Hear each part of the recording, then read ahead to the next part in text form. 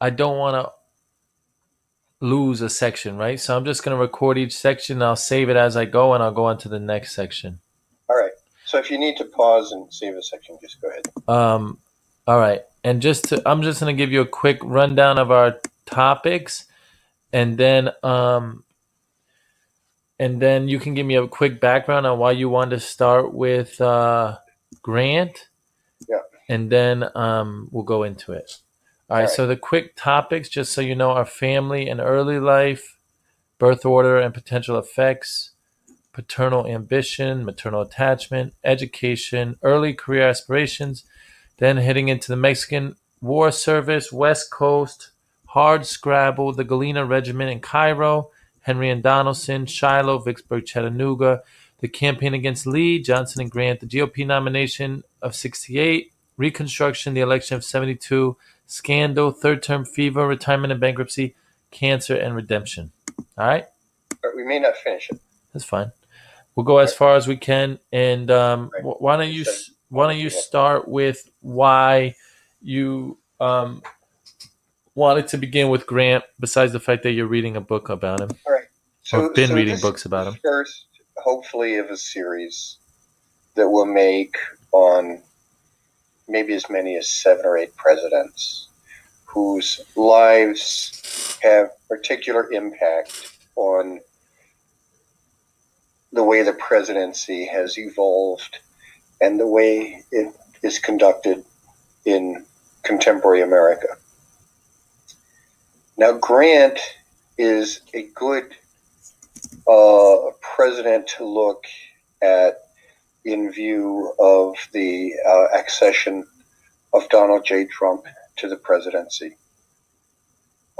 The condition of the American Republic is, and maybe even the Republican Party at this time has direct parallels to the condition of America when Grant was living, and the development of the Republican Party, which back then was new.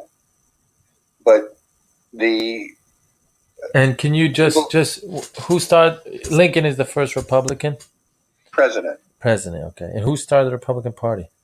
uh, it was started in Ripon, Wisconsin. I don't know the people who went to Ripon for that convention, but their first candidate was Fremont, John C. Fremont, also known as Pathfinder Fremont, who was a very, very forward-looking thinker, supposedly believed in free love, Unitarianism, a lot of liberal things. He got the name Pathfinder for his work in mapping the western states, California, the Rockies, Utah, some areas out there. But it also stuck with him because of his forward thinking on moral and social Is it issues. just a coincidence that Priebus and Scott Walker and Paul Ryan are coming from Wisconsin, or has the GOP always had a established foothold in Wisconsin? So obviously, like I said, the Republican Party was founded in Wisconsin.